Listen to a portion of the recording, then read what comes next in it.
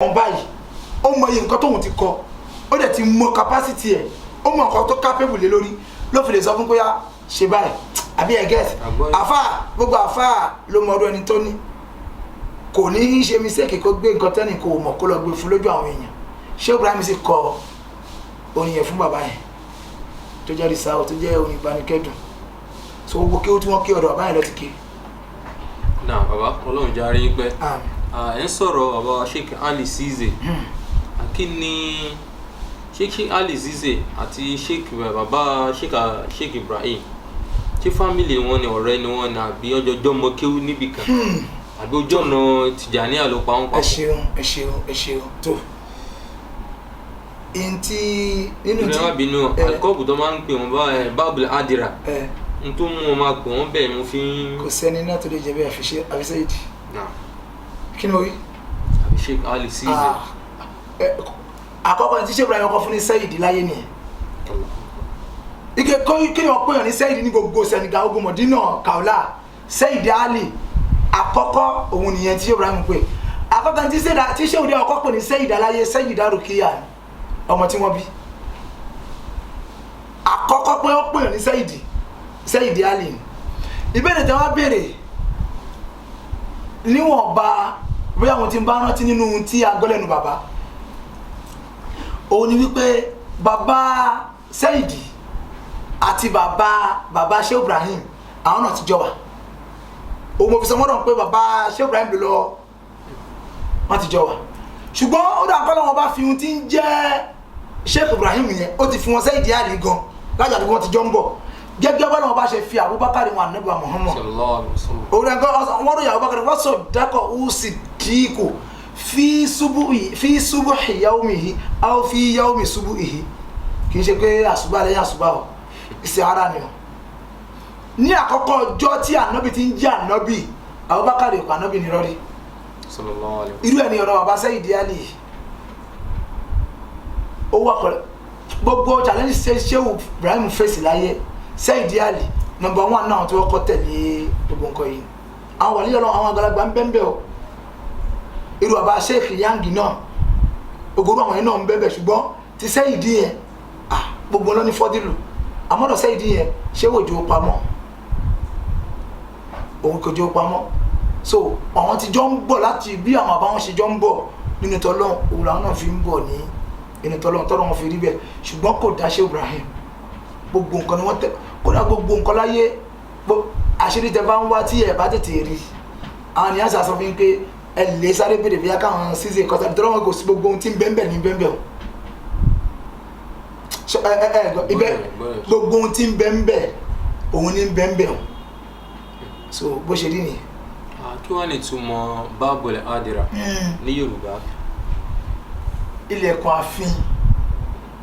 ọ̀dọ̀ tí Sheikh Ibrahim tó jẹ́ ti ilẹ̀kùn ààfin tọ́lọ́hún Sẹ́yìdì ni gbogbo ẹ̀dọ́ ẹnì kò ní dọ́dọ̀ Sheikh Ibrahim àfi kó gbọ́dọ̀ Sẹ́yìdì wọlé ìtọ́jú pé Sẹ́yìdì yẹn àwọn kan ti ṣẹlẹ̀ rẹ̀ àwọn kan ti gbà mí fẹ́ dárúkọ àwọn ṣéwù yẹn náà tí wọ́n lórúkọ gan ìkọ́ṣẹlẹ̀ nínú ṣéwù Nàìjíríà débi pé kódà kíní ni wọ́n fi sa iṣẹ́ Salatul Fati àwọn ọkà bàbá àgbàdo wọ́n ṣiṣẹ́ gan débi tí wọ́n ṣiṣẹ́ dé wọ́n ti wá ṣiṣẹ́ yẹn àwọn náà fẹ́ já sí agbo tí gbogbo èèyàn ń wá yẹn àwọn náà fún pé àwọn làwọn ṣe kí ni làwọn bẹ́ńbẹ́ nítorí Majma' al-Bahraini a'immatu nali takao ó náwọn àyètò yẹ káwọn ènìyàn lọ́wọ́ ọba tí wọ́n ti máa mọ ibi tó ní kálukú tó wọ̀n bàbá yìí wá ó ti wà láyé òun ó wá ń rí Sheikh Ibrahim gba ṣẹ́ni bí kẹ́ máa rí èèyàn báyìí pé ẹni tó súnmọ́ mi tí ó how many inches lélẹ̀ kò tiẹ̀ tó kinní kankan kí o sì máa wá sá eré bí ẹni tó fẹ́ lẹ́ni tí ń bẹ ní stadium ẹ wọ́n bẹ́ẹ̀ máa rí bẹ́ẹ̀ ló ṣe ń sáré yẹn ó kàn lé ṣéwù dẹ̀ sáré ṣéwù kan rìn ní ìkẹsẹ́ ni tó wà ń bí ayé ni ó wá fẹ́ lé tó bá fi lè lé tó bá ba níbi tó ti lọ yẹn tó bá padà sójú ayé ó ti ju ṣéwù lọ èèyàn ibi tàti máa ń mọ bóníkà kò ṣe tó ní o ẹlòmí lè gbàgbé lọ sáré kìyàmọ́ tẹ́nìkan kò ní mọ ohun tó ṣẹlẹ̀ ó lè yẹ pé ẹlòmí kọ́ ló kàn máa rí lójú oorun ṣùgbọ́n àwọn ọ̀rọ̀ yẹn kò í ṣe ọ̀rọ̀ irú tọ̀rọ̀ tí bàbá yẹn ṣá ó ti wá sá eré yẹn ti wá pọ̀ ṣéwò dẹ̀ sáré ṣéwò kọ̀ ọ̀rọ̀ á nílò ó wá ń sá eré nígbà tí ṣé o wá wò pé eléyìí erétélé sáyé ó ṣeéṣe kí ẹ̀mí lọ lára ẹ o Sẹ́yìdì kọ́ yìí ni ó kọ̀ bu Sẹ́yìdì so ni ó wá rò bóyá ṣé Ibrahim ni òun gba Sẹ́yìdì wa ni arákùnrin yẹn ò ṣe pẹ̀lẹ́ má ṣe bẹ́ẹ̀ mọ́ eléyìí tó lé yìí ò lè bá a èmi gan mo kọ̀ káàánú ẹ̀ mo fi dúró fún ewé nítorí mo ti rí kó ti kú díẹ̀ sàlámà lẹ́kùn nìyẹn ṣẹ́dígẹ́ ìgbà tí ẹni yẹn tó ń lé ọ̀gá ọmọọṣẹ́ tó yọjú sí òun ní ta ni Ali Ceesay so òun ni Ali Ceesay òun ni Muftiu gbogbo àwọn àbúrábù Al-Faida. Ọlọ́run jẹ́ arí pé àbá tábà ń dárúkọ lè ní káwọ́là wá dàbí pé state yẹn nìkan ló wà nínú gbogbo Senegal bàbá ṣé káwọ́là náà ni Sheikh Ibrahim gbé láti kékeré wọn jáde kúrò ní káwọ́là tí gbogbo ránà wọn fi tàn káàkiri gbogbo ayé báyìí. kódà káwọ́là kọ́ ni wọ́n dàgbà sí kódà Senegal kọ́ ni wọ́n dàgbà sí gẹ́gẹ́ bí bàbá yìí sọ fún wa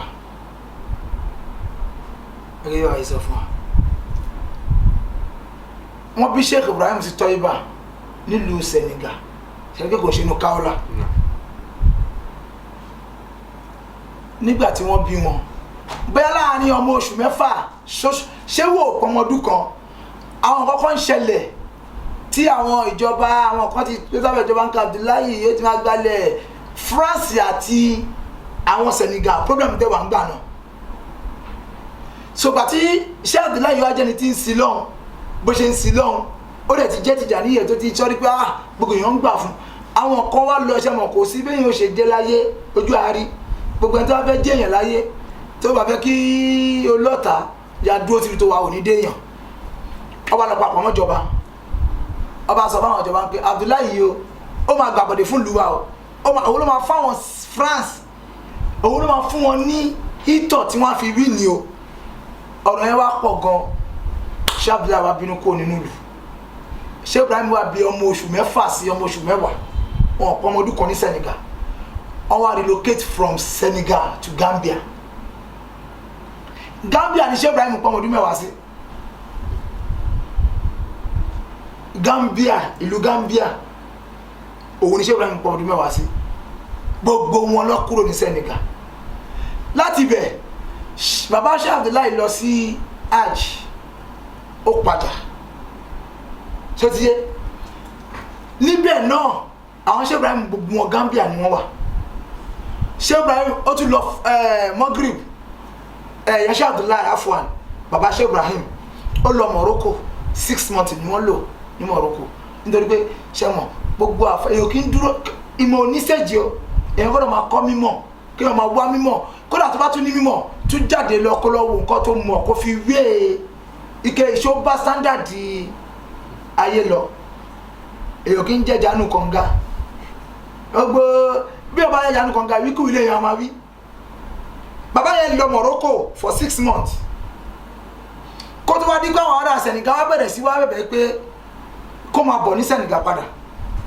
gbogbo àwọn afọ Ọlọ́run bẹ́ẹ̀ òun ni bàbá fi padà ó wá kó gbogbo àwọn Sheikh Ibrahim wọ́n padà wọ́n wà lọ Kaola tí wọ́n lọ yẹn Yasin tí mo sọ fún yẹn nílé bàbá Sheikh Ibrahim bàbá tó bí Sheikh Ibrahim ilé wọn nìyẹn ibẹ̀ náà ni wọ́n ṣe kí ni wọ́n wà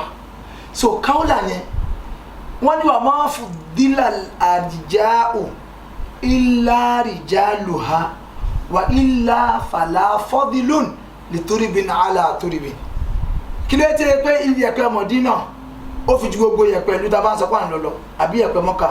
ṣèbí torí ànábì Muhammad so a máa ń fi orúkọ kọ̀ọ̀kan àwọn ẹni ọlọ́run kọ̀ọ̀kan pààyè kọ̀ọ̀kan ká ní kì í ṣe àwọn níbẹ̀ yóò ní lálùbáríkà àwọn àfá pọ́n sẹ́ni gagán láwọn àfá tó yẹ pé àwọn ẹni ọlọ́run òdodo radiyallahu anhum ajma'in àwọn ẹni ọlọ́run òdodo wọ́n pọ̀ gan ní Senegal ṣùgbọ́n ẹ̀rà gbẹ́rọ bá ṣe pọ̀ tó ẹnìkan náà ṣáà ni ó ṣáà ẹ máa ìka kó yóò jò lórí tí a bá pọ̀ mọ́ṣáláṣí ẹnìkan náà ṣáà láti síwájú kó kírun ìmáàmù ṣáà lè pé méjì ojú wa ń tiwa gbogbo ẹ̀yin ṣùyùkù yẹn ti wá pọ̀ jù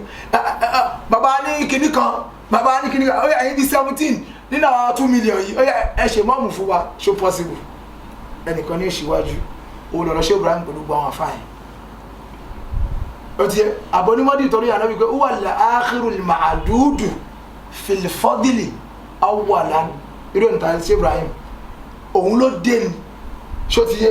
ó dé nígbẹ̀yìn tí ogun wọn ti ń lọ lálọ́ ṣé Ahmed bámu àbí kíní kan bámbàm ó gbọ́ bẹ́ńbẹ́ ṣé àwọn kọ́lọ́kọ́ àwọn nílò bẹ́ńbẹ́ ṣùgbọ́n bó ṣe lè wọ́n kórí huwa al-akhirul ma'dudu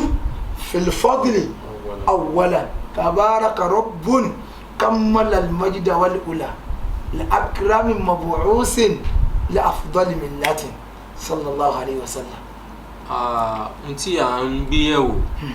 pẹ̀lú bàbá Sheikh Dindi àti àwọn yẹn náà. tẹ́ bá ti dárúkọ Dindi ẹ máa fi Tẹ̀jídínì sí. Sheikh Dindi Tẹ̀jídínì. ẹ má sì fẹ́ dárúkọ tiwa ẹ má fi Sheikh sí. ẹ máa gbọ́ ṣẹ́rí ẹ dárúkọ tiwa àwọn àgbàlagbà ni wọ́n ń lo Sheikh fún àwọn tó yẹ pé mutafanninun àwọn alaabidun àwọn tí wọ́n ti ń bẹ lórí ẹ̀sìn Ọlọ́run bá ti pẹ́ àwọn ni wọ́n ń pè ní Sheikh ṣẹ́rírù tiwa àwọn ò tí ì di Sheikh ana mazilitu taliban ọmọ akẹ́kọ̀ọ́ sí ni ẹ̀kọ́ dárúkọ tiwa ṣùgbọ́n bá dárúkọ Dindi ẹ mọ̀ fi Tẹ̀jídínì sí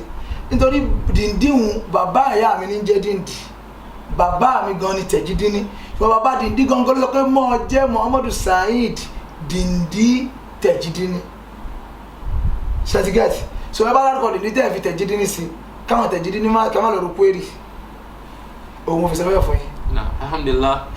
àlàyé ẹ̀rọ náà lẹ ti gbọ́ ẹ̀ kọ́lọ̀ ń jẹ́ kí a rí wọn pẹ́ látara tẹ̀sìn nínú àwọn ọ̀rọ̀ tí a máa ń gbọ́ níta káàkiri gbọ́n ní Sheikh Ibrahim ó bí ọmọ 72. 75 ló máa ń pè. Ó bí wọn 75. bọ́ọ̀ máa ń pè mí kọ́ mo sọ o. ok ẹnu yìí náà la máa ti gbọ́ wọ́n sì kọ tírà 75. bó ṣe máa ń sọ ọkọlé 75. bọ́ọ̀ máa ń sọ. gbogbo 75. bàbá kí ni òdodo ọ̀rọ̀ tó wà nínú ọ̀rọ̀ náà. tó àwọn onítìrà wọ́n bá fẹ́ sọ nǹkan kan wá ní ìlàm wọ́n fà kọ́kọ́ Allahu ta'ala. àmín. ẹ gbọ́ àgbọ́yé wọ́n fà kọ́kọ́ Allahu ta'ala. kódà ní báwọn ló ṣe máa ń gbọ́ nìyẹn àwọn olóògbé àwọn fi ń ṣàpọ́nlé fún Ṣéhù ni ṣùgbọ́n nípa ìyàwó 75 ọmọ 75 abátẹ̀ dárúkọ ọmọ ká má sọ̀rọ̀ àmọ́ tíyàwó yẹn ó tàbùkù Ṣéhù Ṣéhù àánú ṣẹ̀rí abẹ́ a dẹ̀ pé èèyàn ní àfẹ́ẹ̀sìn ó bá tẹ́kọ́ bá ti bẹ́ẹ̀ kò ń ṣàfẹ́ẹ̀sìn mọ́ bàbá yìí dẹ̀ sọ nínú ọ̀rọ̀ ẹ̀ wọ́n ní dá ìmọ̀ yaqulu Sheikh Ibrahim kullu man taraka shay'an mina shari'ati al-mutahhara ó ní amudan kẹfàlẹ̀ mọ́ báwọn ilé ṣe jẹ́ àfẹ́ẹ̀sìn tó man taraka shay'an mina shari'ati al-mutahharati amudan ó ní faliyatilubu shaykhan gairi wàhánà lásù bí ṣéèkì gbogbo ẹnikẹ́ni tó bá fi gbogbo òfin ìsìláàmù ṣẹ̀ríà tó mú wá tó bá fi lè fi ẹyọ kan lẹ̀ tó mọ̀ọ́mọ̀ fi ẹyọ kan lẹ̀ ó mọ̀ọ́mọ̀ ṣe ni o ṣé Ibrahim pé ọmọlẹ́yìn mi ṣé Ibrahim kọ́ o lọ yíwá Ṣéhù mi tó ń tẹ̀lé má dárúkọ mi fáráyé o Ṣéhù wa ní wa nahnu walhamdulillahi in lam nakun mina sabiqin kunna mina lahikin ó ní èmi ní àwọn àdìgbòlógún tá à ń ṣe yìí àdúpẹ́ fún Ọlọ́run bí àbá sínú àwọn tí wọ́n sí lọ́hùn tí wọ́n ti kọjá à ń bẹ́ nínú àwọn tí wọ́n fẹ́ lé àwọn tí wọ́n ti lọ tó fẹ́ lé wọn bá nínú ẹ̀sìn àti nínú dáadáa Ṣéhù ló sọ bẹ́ẹ̀ Ṣéhù yẹn ní wàá fẹ́ ìyàwó 75 àti pé ẹni tí ń jíṣẹ́ Ọlọ́run ọba kiri níbo ló ti fẹ́ rí ààyè ìyàwó 75 ọ̀rọ̀ lẹ́yìn mo fàyàfi sí ṣẹ́díkẹ́ gba èyí tó kù mo ń tán kókó mo fi tìrámù sí eléyìí mo fi àpọ́lé kọ̀kọ́ sí fún àfa kọ̀kan mo fi àpọ́lé kọ̀kọ́ sí fún ẹ̀dá Ọlọ́run ọba ọ̀kọ́ tó bá ń sọ̀rọ̀ ẹ̀ nítorí abálọ bí ogbà àwọn ọmọ Ṣéhù náà ọ̀rọ̀ tí ń bà wọn jẹ́ tó bá gbọ́ ní pé mo ló ti ṣẹlẹ̀ bẹ́ẹ̀ Ṣéhù fẹ́yàwó ṣùgbọ́n ọ̀pọ̀lọpọ̀ ìyàwó Ṣéhù kí Ṣéhù tó fẹ́yàwó mi àwọn ìyàwó yẹn ti dẹni tí kò lè súnmọ́ mọ́ gẹ́gẹ́ bí òfin Islam istibudali ti ṣe kí ni ó ti wà kò lè fẹ́ àwọn lè sọ pé àwọn fẹ́ mọ́ ṣùgbọ́n torí àfẹ́ èèyàn tó ti dàgbà tí ò ṣe súnmọ́ mọ́ àwọn kan ní kéèyàn jẹ́ kó máa lọ bòmí tó bá àwọn tá ló máa táwọn ọmọ tó bí ṣùgbọ́n tí wọ́n ń pè lọ́kọ àtìyàwó òun ni pé kó tó lè súnmọ́ obìnrin nínú ṣẹ̀ríà ẹ̀ láti sọ yìgì wàlíyul amri láti dá sọ̀rọ̀ yìí kì í ṣe tí ń ba ayé jẹ́ lábùdá mina ṣẹ̀ríà min ilmi ṣẹ̀ríà Sheikh Ibrahim wọ́n sọ aljami'u bayna ṣẹ̀ríàti wal haqiqa òun ni so ṣé wo fẹ́ àwọn 75 kódà láìpẹ́ a sì tún bẹ̀rẹ̀ nínú àwọn tí wọ́n bí àti nínú àwọn ọmọ wọn ìbànújẹ́ ni wọ́n fi ń dáhùn ìbànújẹ́. ó já sí pé ọ̀rọ̀ tí wọ́n ń sọ yẹn dé ọ̀dọ̀ tiwọn náà. wọ́n ń gbọ́ èyí tó bá tún gbọ́ kan níbẹ̀ lọ́wọ́ sí pé subhanallah tẹ́ bá gbọ́ tó bá sọ̀rọ̀ Sheikh Ibrahim gbà mí tẹ́ bá dé Mọ̀dínà Kaola wàhálà ẹ fẹ́ rò bóyá àbí àwọn lè ní wọn mọ tí wọ́n ṣe ni àbáwọn tó wá gbà mí báyìí lọ́mọ tó ń ṣe jù wọ́n lọ ni ńlọrọ ti ráyè ìyàwó mẹ́rin ní Islam ní káfẹ́ ìyàwó mẹ́rin ṣùgbọ́n mo ti ṣe mọ́ wá sí ẹlòmíì ìyàwó lè pé iye tó bá wù kó pé nínú ilé yẹn ṣùgbọ́n tẹ́ni ẹ wá fi lè jẹ́ pé gbogbo wọn ni ó ń fẹ́ tó ń bá sùn wọ́n ti kó ní Islam mẹ́rin ó gbọ́dọ̀ kọjá obìnrin mẹ́rin tó máa jẹ́ pé ìgé wà lórí ẹ̀ àwọn kan wà tí ẹ ké nǹkan mi lè ṣẹlẹ̀ tí ẹ ti mọ̀ lára yín pé salamu aleykum. ọkọ̀ fẹ́ máa jẹ́ orúkọ yẹn. àtúwọ́ ló máa jẹ́ òòlù ní kó máa jẹ mọ́ ṣebí ṣẹ̀rí àfíkìú ni ẹlẹ́mìí bá gbé síbòmí òun nìyẹn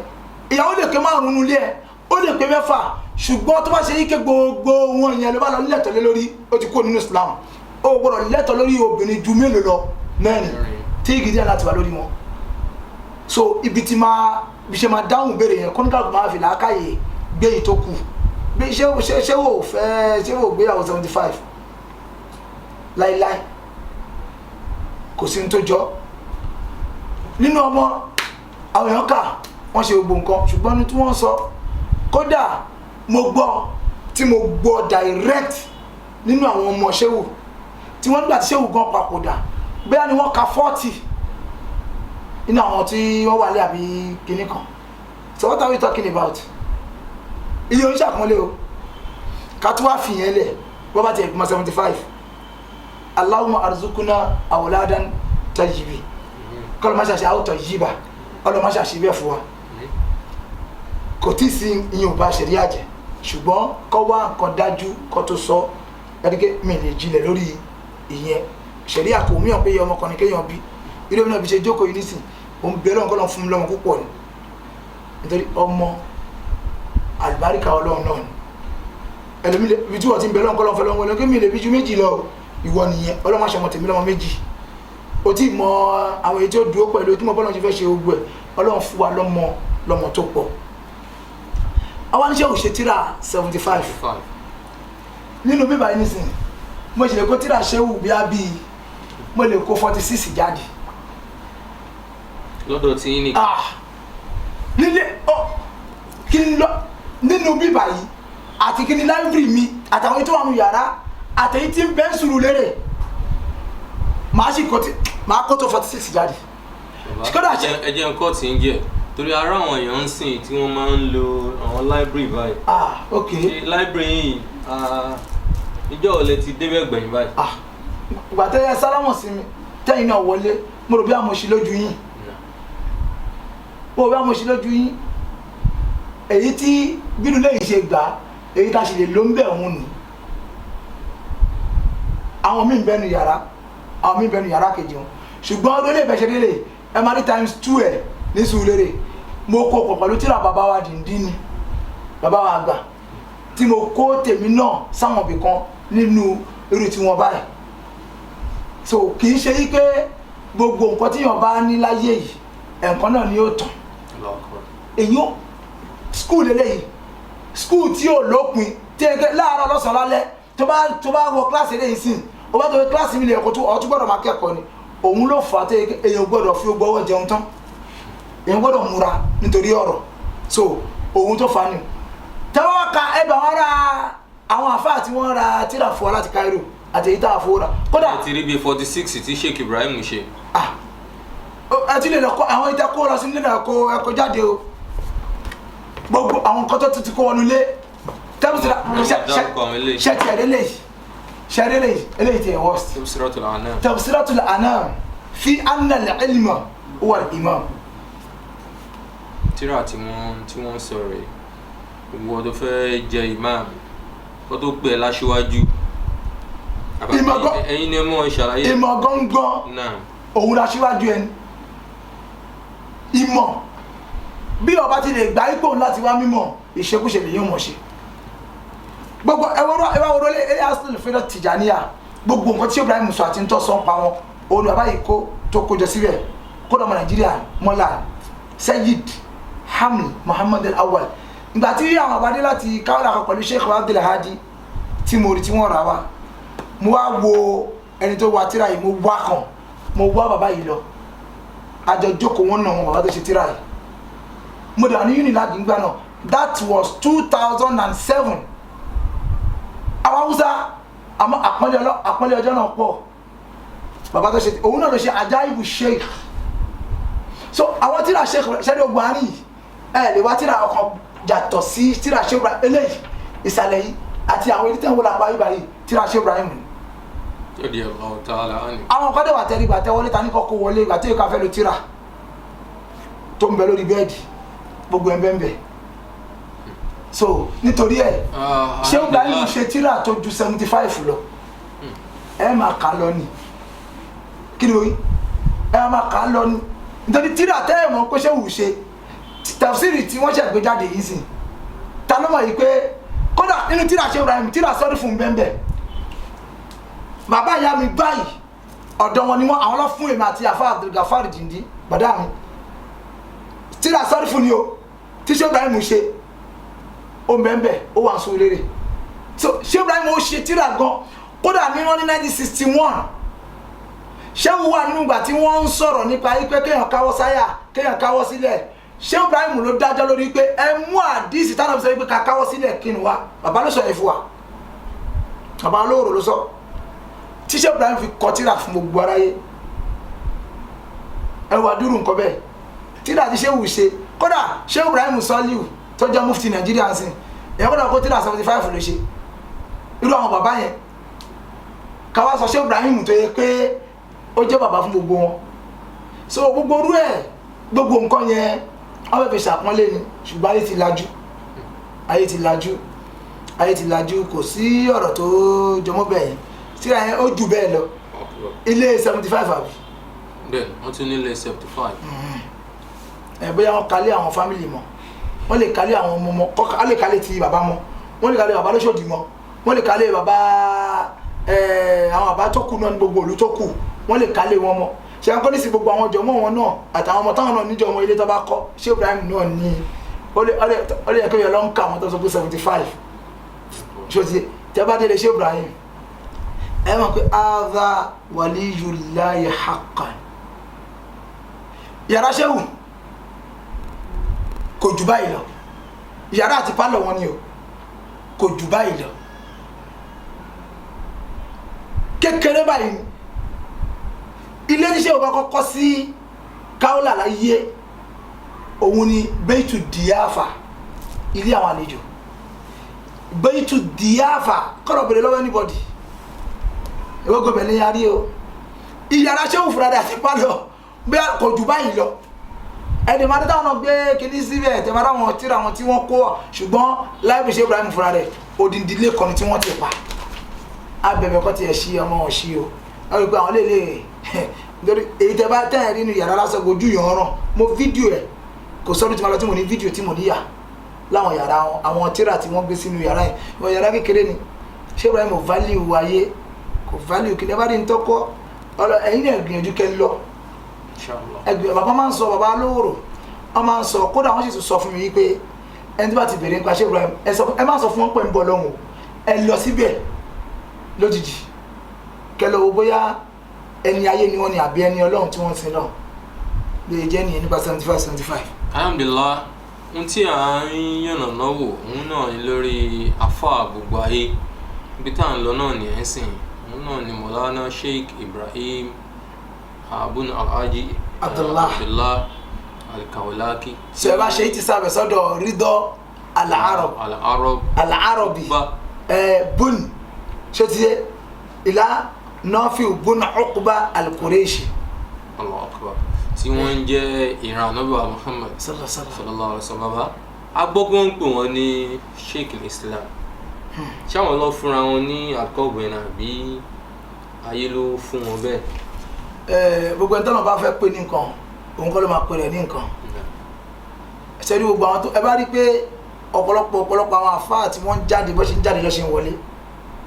nítorí pé kí ni Ọlọ́run kọ́ ló pè wọ́n àwọn ló fẹ́ pera wọn.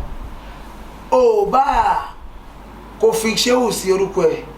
kò fi kíní kan sí ó bá pè rẹ̀ ní sánmọ̀ kò pè rẹ̀ ńlẹ̀ńlẹ̀ nítorí tó lọ́wọ́ pé ìwọ kódà yẹ̀pẹ̀ wúlò jù ẹ lọ ọ rí pé ọ jẹ́ nǹkan kan ṣé wò pé rẹ̀ ní nǹkan kan rí ọba bẹ̀rẹ̀ kí lórúkọ ẹ̀ ẹ lọ́wọ́ gbórúkọ ọkọ̀ akọ̀ yakulu Ibrahim Najillah gbogbo tí rẹ̀ Ibrahim buni Alhaji Abdullahi ló máa kọ sí ó bá rí kàdáńgídá pé ó fẹ́ ṣe àpọ́nlé pé wọ́n fẹ́ kọ́ kí ní Alhaji Ibrahim ọba pọ̀ nìkan lálàájì sí ní èmi ṣé wù ló pè lálàájì bí ṣé wù ṣe ń lọ ayé ẹ̀bọ̀ ni. Tó bá pàdé àwọn afọ ọkàn lóde sí ní al-ustaz anu wọn kì í ṣe ustaz ẹgbà tí ò mọ kéwù kí ni ìtumọ̀ ustaz kò mọ kéwù náà kò mọ kéwù ṣẹni tó bá mọ kéwù ustaz ju gbogbo nǹkan lọ. amanimam ẹ jẹ́ kọ́ lọ ẹ̀wọ̀n pé imam tó máa ń sọ nípa imam ó yẹ kéèyàn jẹ àwọn tó máa ń jàdù imam kò yẹ kẹ́ bú wọn nítorí imam ó ní láti claim right yìí ṣùgbọ́n ìwọ tó ní ọ̀rọ̀ mọ́mù kọ́lélé ọ̀rọ̀ pé Ọlọ́run ló fẹ́ sí là ń sọ yìí á pè ẹ̀kọ́ ní ustaz ó ní òun ṣe ustaz kò mọ kéwù ustaz ju gbogbo tẹ́ nǹkan gba ọ̀yàn lọ́láyé ustaz ju gbogbo ẹ lọ ustaz ló kó ìtumọ̀ ẹni tó yẹ pé ó pé nínú mímọ̀ ustaz. alhamdulillah ọ̀rọ̀ ká sọ pé wọ́n níyàwó 75 ọmọ ìṣẹ̀lẹ̀ ó túmọ̀ sí pé ìyàwó kan ọmọ kan kìyà sí ìyà kankisi ńlákàyè àbígbà tí wọ́n bí mi tó níyàwó 75 ọmọ 75 ìyàwó kan ọmọ kan a dẹ̀ rí àwọn ọmọ ṣé obìnrin tẹ́ ń ka àwọn bíi márùn-ún míì wọ́n lè jọmọ̀ ìyá kan náà àwọn mẹ́ta wọ́n lè jọmọ̀ ìyá kan náà àwọn mẹ́rin wọ́n lè jọ ṣùgbọ́n Allahu alámù Ọlọ́run kó má ṣàánú gbogbo wa kọ́lọ́run wá fi wá sínú àwọn tí wọ́n ṣe bùlúwù náà. ọ̀rọ̀ tí à ń yànnà òun náà ni ọ̀rọ̀ Maulana al-Jalil Sheikh al-Islam Sheikh Ibrahim Buni Al-Haji Niyaz Bai Abdullah Al-Kaulaki Ọlọ́run jẹ́ kí àkíyàmọ̀ bàbá náà kó túbọ̀ dá. Àmín ya Rabb. Bàbá lénìí tá bá ń sọ̀rọ̀ nípa Tìjàníyà àfẹ́ rí asaru orípa pé Tìjàníyà ni ẹni tá máa ń gbọ́ náà ní Sheikh Ibrahim báwo ló ṣe rí bẹ́ẹ̀. ìbéèrè yẹn ò yé mi dáadáa. Náà tá bá ń sọ̀rọ̀ nípa ojú ọ̀nà Sufi ojú ọ̀nà Sheikh Ibrahim Sheikh Ahmad Tijani lénìí radiyallahu ta'ala anhu ojú ọ̀nà náà Sheikh Ibrahim là ń rí ní píkṣọ̀ láwòrán tá à ń rí káàkiri kò jẹ́ tí wọ́n lẹ̀ mara lé o káàkiri Sheikh Ibrahim àṣàwọn ni mùrídì kan tí Sheikh Ahmad Tijani ní ni kò sí mùrídì míì tí orúkọ ẹ̀ hàn lẹ́yìn Sheikh Ibrahim Niyas nìkan. Mo ti sọ mọ́rọ̀ ní àtìbẹ̀rẹ̀ àbí láàárín Sheikh Ibrahim ti sọ yìí pé Sheikh Ahmad Tijani sọ pé Sheikh Ibrahim ń bọ̀ àmọ́ kò dárúkọ pé Ibrahim òun lọ́pọ̀ ní sọ ibùdó fẹ́ẹ́dọ̀ so kánú tọ̀rí kọ́ mi bá máa wá lẹ́yìn Sheikh Tijani ni lẹ́yìn Tijaniya ni tọ̀rí kọ́ ti Ibrahimiya ló máa jẹ́ ṣùgbọ́n tọ̀rí kọ́ mi ò ní wá mọ́ lẹ́yìn Tijaniya àmọ́ ẹni tí òfin jẹ́ kí tọ̀rí kọ́ mi wá mọ́ àbí kí Sheikh Ibrahim jáde so alọ́dẹ anábà Muhammad anábì jẹ́ kó yọ ayé pé lórí gbogbo 100 ọdún Ọlọ́run á máa gbé ẹni tí yóò máa sọ ẹ̀sìn di ọ̀tún yóò máa gbé dìde tabawo bá rí pé àdìsí ó ń ṣiṣẹ́ àbí òṣìṣẹ́ ó ń ṣiṣẹ́ níbo lẹ ti fẹ́ wo gbogbo ayé tí Sheikh Ibrahim ò jíṣẹ́ dé níbo lẹ fẹ́ wò láyé ní gbogbo ayé tí Sheikh Ibrahim ò lọ́mọ kéwú mbẹ̀ ṣùgbọ́n Sheikh Ibrahim yẹn òun ni mo fi sọ fún yín pé wal akhirul ma'dudu fil fadli awwalan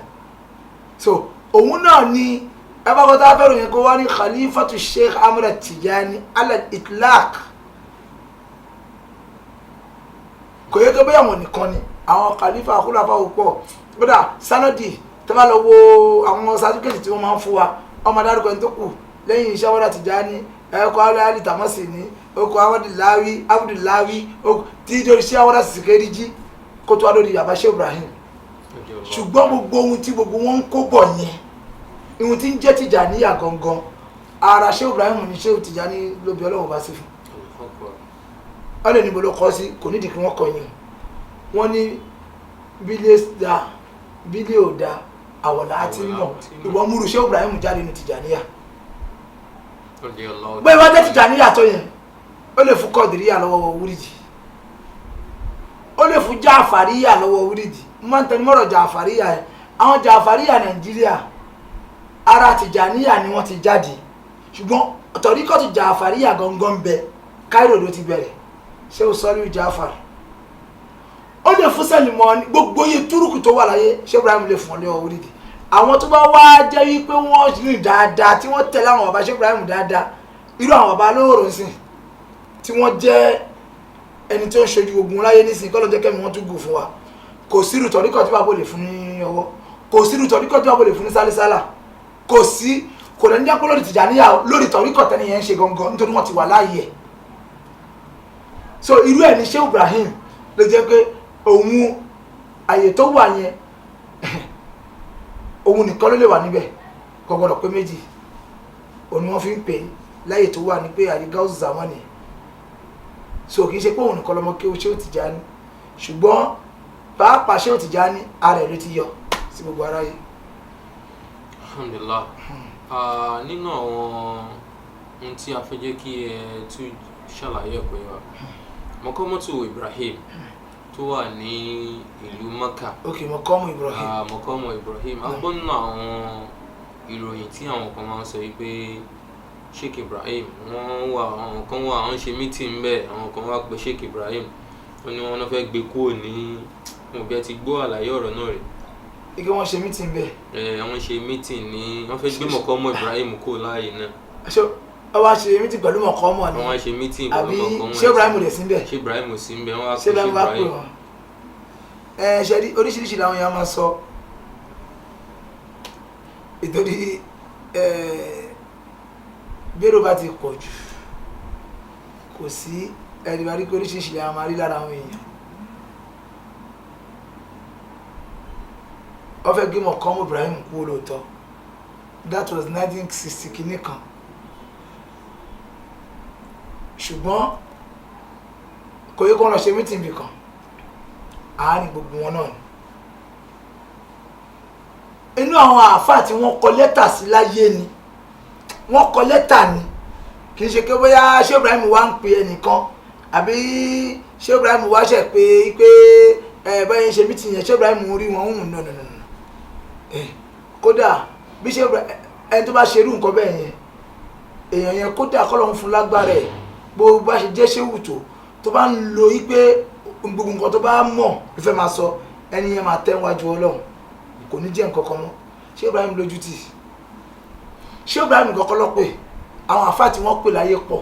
ṣùgbọ́n wà kó wọ́n ti Sheikh Ibrahim wà náà tí wọ́n kọ lẹ́tà sí pé Maqamu Ibrahim o ìwọ náà kí ló rí sí nítorí pé àfáà ẹ̀sìn ni ẹ́ Sheikh Ibrahim náà wá dáhùn lẹ́tà yẹn ẹni kí ló fi dáhùn ó ṣe tíra máa jẹ́ Sabilu Salam fi ibqa il-maqam tíra wọn náà ó ń bẹ́ ń bì nínú àwọn tíra ti ń sọ fún mi pẹlẹbẹ báyìí. ìdárúkọ tíra ilé ẹ̀kọ́ sí. Sabilu Salam fi ibqa il-maqam. òun ṣé Ibrahim fi ṣe reply lẹ́tà tí wọ́n kọ láti Mọ́kà kódà kò pẹ́ mú padà ní ti Sheikh Muhammadu Mutawalli Sha'arawi ṣé tìrìtìrì pause.